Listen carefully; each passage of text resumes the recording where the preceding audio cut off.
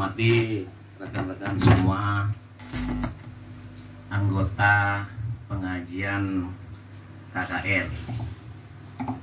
Pada kesempatan hari ini marilah kita memanjatkan puji syukur kehadirat Allah Subhanahu wa taala yang telah melimpahkan rahmat, taufik dan hidayahnya kepada kita. Sehingga pada kesempatan hari ini kita bisa bertemu dan berkumpul menghadiri acara rutin pengajian bulanan. Ini yang perlu kita syukuri bersama.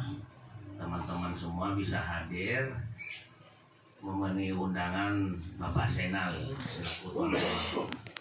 Semoga kedepannya kita semua anggota pengajian selalu diberikan kesehatan, kekuatan dan keselamatan, dan selalu kegiatan ini selalu eksis dan berkesinambungan karena kegiatan ini sifatnya positif.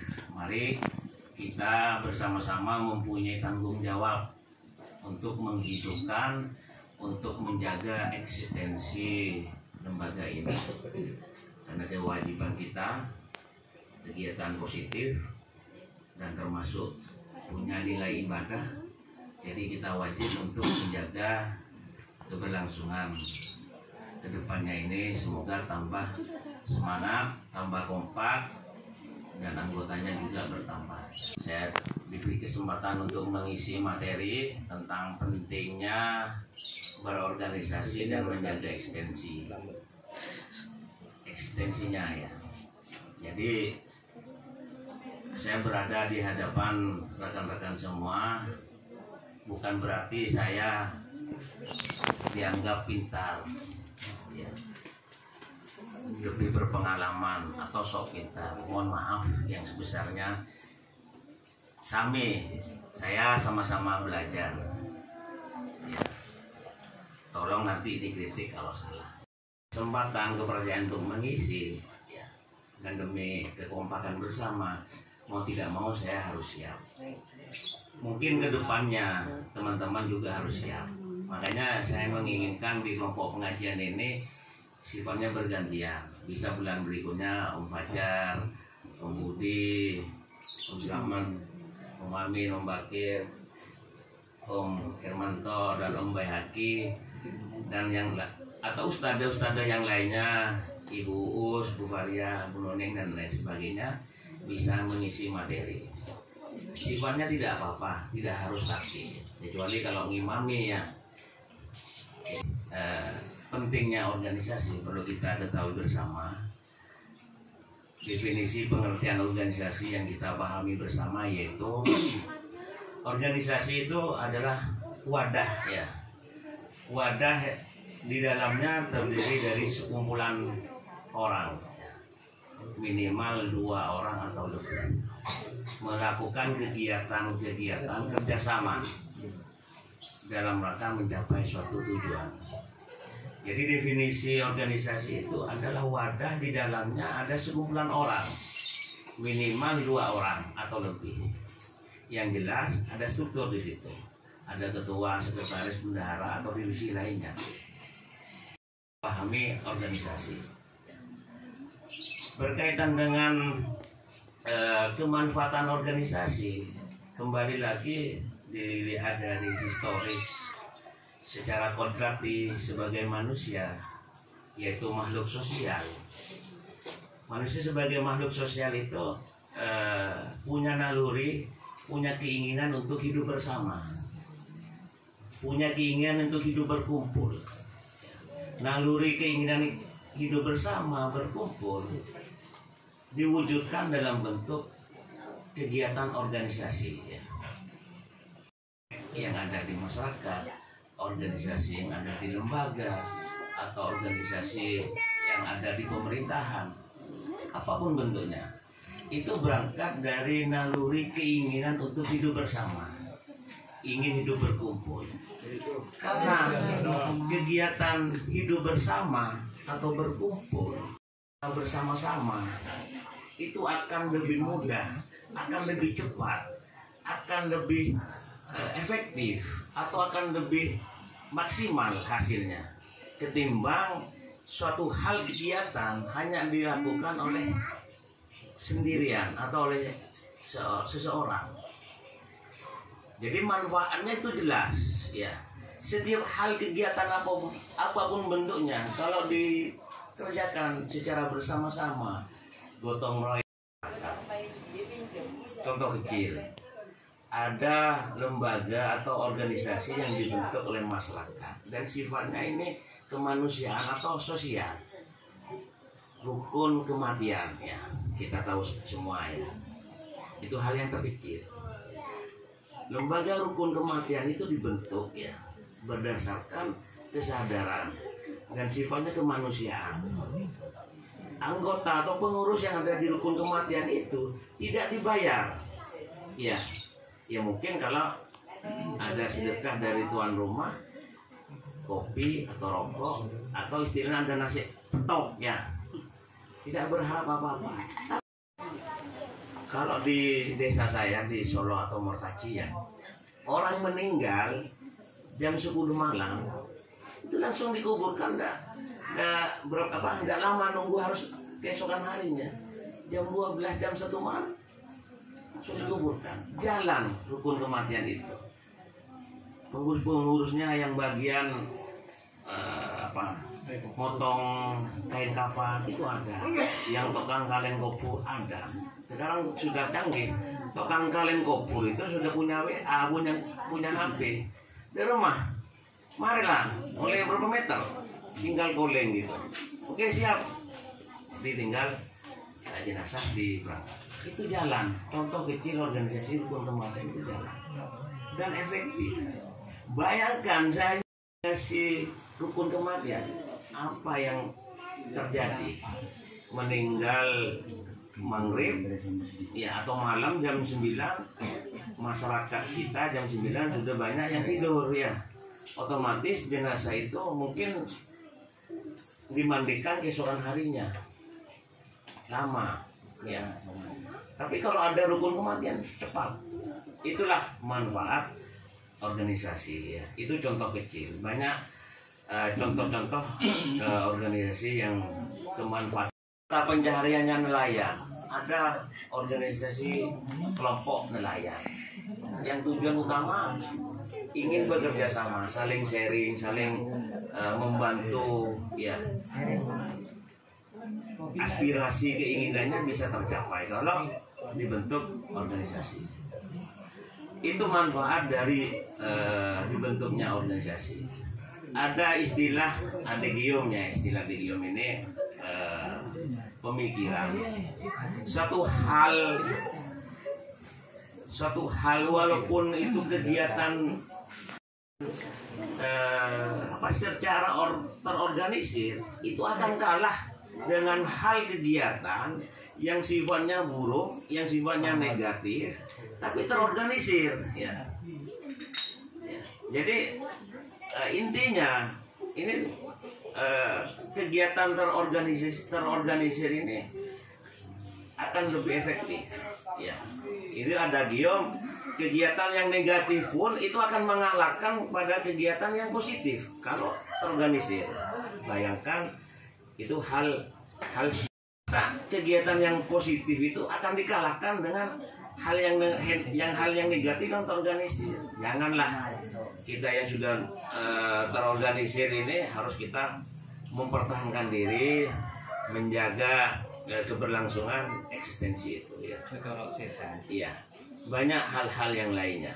Itu salah satu manfaat dari kegiatan organisasi itu. Dalam hal ini, ya, ada beberapa hal penting di dalam organisasi. Ya, sedikitnya ada dua. Yang pertama yang harus dimiliki, ya, di dalam organisasi itu, yang pertama adalah kemampuan. Yang kedua adalah kemauan. Dua hal penting ini kesuksesan dan organisasi itu bisa maju, bisa efektif segala rencana kegiatan atau tujuannya apabila dua unsur yang terpenuhi. Yang pertama kemampuan, yang kedua kemauan. Kemampuan ini dalam hal bagaimana di dalam pengurus organisasi itu harus diisi oleh orang-orang yang punya kemampuan, ya, kemampuan yang mumpuni. Ya tergantung konteks organisasinya. Kalau dalam konteks organisasi kecil ya, pengurus yang ada di dalam itu berpendidikan, bisa baca tulis, ya, bisa sekarang tidak gaptek, ya, bisa internet, bisa komputer dan lain sebagainya. Paling tidak pengurus itu punya kemampuan dari dalam hal pendidikan, itu yang pertama, pendidikan yang mumpuni. Dalam hal kemampuan yang kedua, selain pendidikan, pengurus itu harus punya pengalaman. Ya, pengalaman. Pengalaman itu berkaitan dengan jam tayang. Ya. Kalau di dalam pengurus itu seseorang itu sering berorganisasi, berkecimpung dalam kegiatan masyarakat. Di dalam masyarakat dia aktif kegiatan dasawisma, kegiatan remaja masjid. Otomatis orang itu punya pengalaman lebih. Ya. Nah, pengalaman itu bisa akan membantu kepada keberlangsungan kemajuan organisasi. Ya. Jadi di dalam organisasi kalau diisi oleh orang yang punya pengalaman, jadi tidak diragukan lagi organisasinya. Ya, ya sesuai dengan kapasitas dan kemampuannya. Makanya pengalaman itu, karena di dalam organisasi itu kan ada struktur, ada kepengurusan. Taruhlah setiap orang itu distruktur sesuai dengan kemampuan dengan pendidikan dan pengalamannya. Sarjana teknik informatika TI, berilah peranan dia sebagai di dalam pengurus yang menangani hal-hal teknis yang berkaitan dengan humas atau informasi atau komunikasi, karena dia punya pengalaman di situ. Jadi pengalaman itu akan membantu terhadap keberlangsungan eksistensi dari lembaga. Ya, makanya kadang orang yang punya pengalaman di organisasi itu sangat berharga, poin-poinnya sangat berharga. Kadang sama orang itu saking bangga ada pencalonan klebun, pencalonan RT atau pencalonan bupati misalnya. Kurikulum vitae-nya selalu mencantumkan pengalaman menjadi ketua organisasi, ya, pengalaman menjadi pengurus organisasi. Karena itu punya kredit, punya poin. Orang yang pintar hanya di akademik, hanya pintar di sekolah, tapi kalau tidak dibekali pengalaman, tidak ada artinya. Ya, pengalaman itu ditemukan terkadang di luar sekolah, ya, di luar kampus. Bersosialisasi, berinteraksi dengan masyarakat, ya, aktif di organisasi. Dan pengalaman itu sangat berharga. Biasanya orang yang punya pengalaman itu biasanya lebih fleksibel, punya kecakapan, kemampuan untuk berbicara, kemampuan untuk berdiskusi, kemampuan untuk berpidato, kemampuan memanage, mempengaruhi orang lain, kemampuan untuk bekerja sama, kemampuan untuk berdiplomasi, ya. Di dalam organisasi, seseorang itu sudah bergulat di dalam kegiatan-kegiatan organisasi.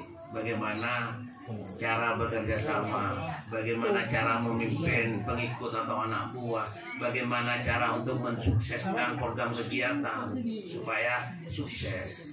Nah, pengalaman-pengalaman itu sangat berharga di dalam kegiatan organisasi. Itu yang kedua, kemampuan itu yang pertama pendidikan, yang kedua pengalaman, yang ketiga keterampilan. Nah, di dalam pengurus organisasi carilah orang-orang yang punya keterampilan, ya, disesuaikan dengan keahlian masing-masing pengurus yang mau dimasukkan di dalam struktur itu, ya.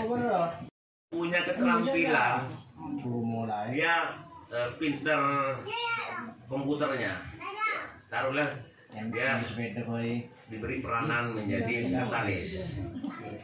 Ada pengurus anggota, dia punya keterampilan akuntansi, pembukuan, keuangan, berilah peranan dia sebagai bendahara. Ada seseorang yang punya keterampilan hal teknis, ya hal teknis berkaitan dengan kemampuan fisiknya kuat misalnya, cekatan. Kalau ada kegiatan apa dia langsung sigap. Berilah dia peranan di bagian perlengkapan. Jadi tiga hal ini dari unsur kemampuan, ya kemampuan itu yang unsur pertama. Unsur yang kedua yaitu kemauan. Ya, tidak ada artinya kemampuan yang saya sebutkan tadi. Seseorang punya kemampuan dari segi pendidikan tidak diragukan, dari segi pengalaman jam tayangnya tidak diragukan, dari segi keterampilan dia mahir, iptek menguasai, komputer menguasai. Tetapi faktor yang kedua, kemauan, tidak ada, sama saja tidak ada artinya. Kemampuan harus ada kemauan. Kemauan itu kalau orang punya kemampuan tidak punya kemauan untuk aktif, percuma.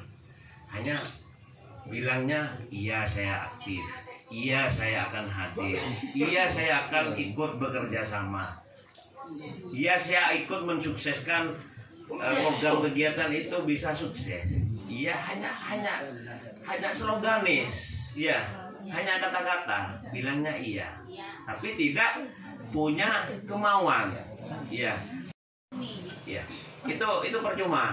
Jadi kemauan itu penting. Kemauan itu penting. Bagaimana terutama ketua dan pengurus yang lain ini harus menumbuhkan kemauan. Caranya seperti apa untuk menumbuhkan kemauan? Yang pertama, motivasi, ya. Jadi ketua atau pengurus yang lainnya harus bisa memotivasi pengurus. Kalau sekiranya ada pengurus yang lepek-lepek mau ikut aktif atau tidak, beri motivasi, ya. Berilah kesadaran, berilah pemahaman. Ayo kawan aktif di dalam organisasi karena kegiatan forum kegiatan kemanusiaan, kegiatan sosial, dan semua di pengurus ini pengabdian tidak digaji semuanya. Ayo kami minta kesadarannya. Kapan lagi kita akan berbuat kebaikan kepada orang lain kalau bukan sekarang? Apalagi kita sudah usia. Ayo hilangkanlah ego, hilangkanlah gengsi dan lain sebagainya. Kita motivasi teman yang seperti itu. Barangkali dengan memberikan kesadaran, penyampaian yang baik, ya. Perlu gini seguni, siapa tahu dia sadar. Ya memang kadang untuk mengubah mindset, pola pikir seseorang itu tidak mudah. Saya terkotak itu sulit untuk mengubah. Cuman bagaimana kewajiban kita untuk mengubah secara sedikit demi sedikit, ya. Berilah motivasi, ya. Jadi motivasi itu ada dua, ya. Perlu kita ketahui bersama. Motivasi yang positif, motivasi yang negatif. Motivasi yang positif awalnya kita memberikan masukan, siapa tahu dia sadar. Motivasi yang positif itu berupa apa?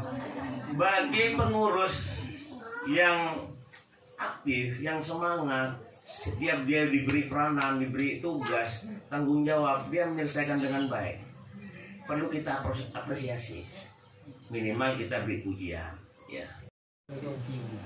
Terima kasih kawan, kegiatan kemarin sukses berkat kerjasama, berkat saudara sebagai koordinator di kegiatan itu. Saya mengucapkan terima kasih. Nah, apresiasi seperti itu, ucapan terima kasih itu sangat berharga, ya. Pujian-pujian semacam itu memang hal yang kecil, tapi itu orang akan merasa dihargai, orang akan merasa diapresiasi dan merasa senang. Ya. Jadi merasa senang. Pujian. Jadi motivasi itu yang positif adalah pujian. Ya. Atau istilahnya reward, penghargaan. Atau kalau di organisasi besar itu motivasi yang positif berbentuk reward itu selain pujian, orang yang berprestasi di dalam organisasi itu diberi bonus. Misalnya berprestasi di tempat kerjanya diberi bonus. Istilahnya uang tunjangan ya ditambahkan, ya, gajinya dinaikkan, diberi peranan posisi yang lebih enak. Kalau di organisasi yang besar ya, itu ada reward, ada penghargaan, ya, itu motivasi yang positif. Yang kedua, motivasi yang negatif. Iya, ada yang positif, karena di dalam hidup ini ada yang positif, ada yang negatif, ada yang buruk, ada yang baik. Itu pasti akan menemukan seperti itu. Nah, motivasi yang negatif, ya, motivasi yang negatif itu seperti apa? Punishment, ya. Ketika ada pengurus yang nyeleneh, taat asas, tidak mematuhi aturan ADART, semaunya, seenaknya, sudah ditegur, sudah tetap ngeyel, ya, dinasihati tetap ngeyel. Anggota yang nakal, yang melakukan pelanggaran, melakukan pelanggaran terhadap ADART, aturan organisasi, sering membuat masalah. Terakhir itu adalah, ya maaf, pemecatan. Ketimbang di dalam organisasi itu ibaratkan kapal, ya, kita sudah berlayar, sudah berangkat, tiba-tiba karena ada satu orang sudah diajak baik-baik, misalnya ya, sudah menjadi pikiran, beban pikiran menjadi kendala, ya sudah. Terakhir adalah sanksi, ya, sanksi punishment. Itu solusi, dan itu tegas. Sikap tegas itu bukan kejam, ya, perlu kita ketahui bersama. Itu punya landasan, punya dasar. Kenapa seseorang itu, ya maaf, dikeluarkan di dalam kepengurusan? Pasti di dalam organisasi itu punya alasan yang mendasar. Pelanggaran ADART, tidak patuh, sering membuat kisruh seenaknya. Mau tidak mau organisasi itu berpikir apa lembaga semua yang akan dirugikan atau satu aja yang ditenggelamkan. Ya, ketimbang kapal ini hancur, tenggelam semua. Ya sudah, selama orang itu masih bisa kisruhan di kapal, apalagi sampai membocorkan kapal, tugas bersama kita untuk mengingatkan, menasihati. Ya, siapa tahu mungkin bisa berubah. Itu salah satu motivasi yang negatif. Ya. Yang ketiga, dari kemauan itu kepercayaan diri. Ya. Kepada pengurus. Ketika ada pengurus tidak percaya diri terhadap tugas dan tanggung jawabnya, itu tugas kita bersama, terutama ketua, mengingatkan kepada pengurus. Ayolah, kamu bisa. Kamu bisa, saya yakin kamu bisa menjadi ketua panitia. Saya yakin kamu bisa menyelesaikan kegiatan ini. Nah, itu tugas ketua atau tugas kita bersama, memotivasi untuk membangkitkan kepercayaan diri. Jadi yang ketiga, poin yang ketiga ini, kepercayaan diri itu harus perlu kita tumbuhkan. Terkadang pengurus dengan baik bisa saja karena faktor kepercayaan diri. Dia tidak percaya terhadap dirinya. Kalau sudah tidak percaya terhadap dirinya, ya sudahlah, saya tidak mungkin bisa menyelesaikan tugas ini, sudahlah, biarlah, saya tidak akan mengerjakan. Ya, akhirnya telantar kegiatan itu. Ya. Tapi kalau dia punya kepercayaan diri, didukung oleh teman-teman yang memberikan support, tidak ada pekerjaan yang berat, pasti mudah kalau kita selesaikan secara bersama-sama. Jangan kita bicara uang. Uang itu bisa dicari. Uang itu bisa dicari kalau kita solid kompak. Ya, yang penting kompak, solid, sudah kerjakan. Solusi. Jadi munculkan kepercayaan diri dari setiap pengurus. Kalau ada pengurus yang tidak percaya diri terhadap tugasnya, kita motivasi. Ya, ayo kawan, kamu bisa, kamu mampu kok. Ya, motivasi. Jangan kalau ada pengurus yang lemah, dianggap tidak punya kemampuan di organisasi itu, jangan kita gojloki, beban gendeng atau apa. Jangan, itu bisa down. Kalau perlu kita bangkitkan. Orang itu bisa pintar kalau ada kemauan untuk belajar. Jadi dua faktor ini yang perlu kita miliki bersama. Lalu syarat-syarat apa di dalam organisasi yang harus kita miliki? Kan kita berangkat dari keinginan, kemauan bersama untuk berkumpul, dan niat kita tulus hal-hal yang positif. Berarti kalau kita ada di dalam, berarti kita sudah komitmen, konsisten terhadap diri kita, bahwanya kita sudah siap apa yang akan terjadi, tugas apa yang akan terjadi, kita siap bekerja sama. Ya, kemauan itu, keinginan kita membentuk organisasi awalnya harus seperti itu. Lalu setelah struktur, ya, dibentuk struktur. Ada kepengurusan, ada ketua, ada sekretaris, ada bendahara, ada divisi-divisi. Itu harus ada dibentuk nanti. Jangan di dalam organisasi ini seperti halnya borongan, ya. Semuanya ditanggung oleh ketua, jangan, kasihan juga. Semuanya ditanggung oleh sekretaris atau bendahara, jangan. Kita pikir bersama, makanya nanti dibentuk struktur yang yang lebih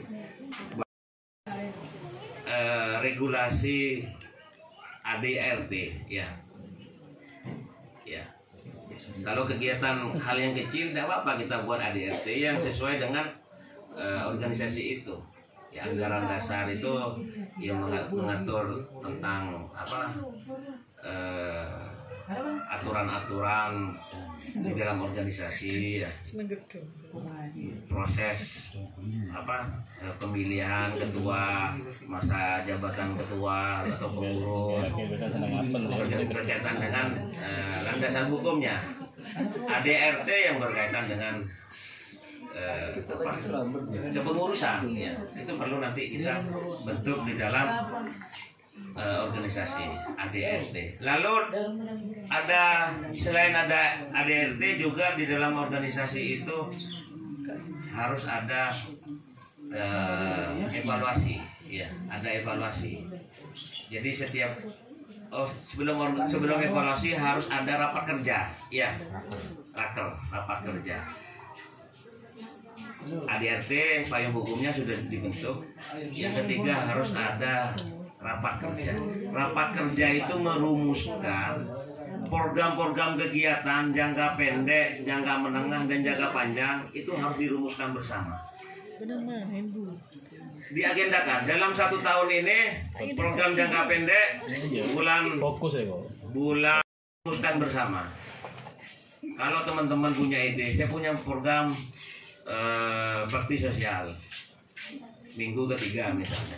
Saya punya program buka bersama, bantuan ke anak yatim. Itu diagendakan. Itu harus dirumuskan bersama. Rapat program kerja harus dirumuskan bersama. Jangan sampai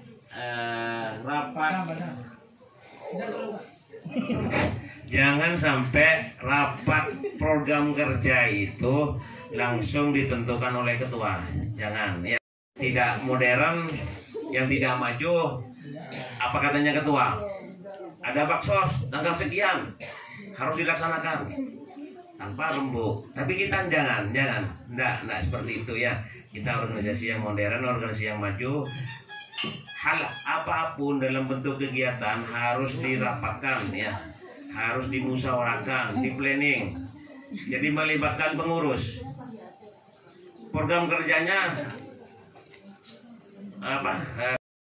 kegiatan itu harus diukur dengan budget anggaran. Yang terpenting dalam rapat kerja itu harus minta persetujuan semua anggota.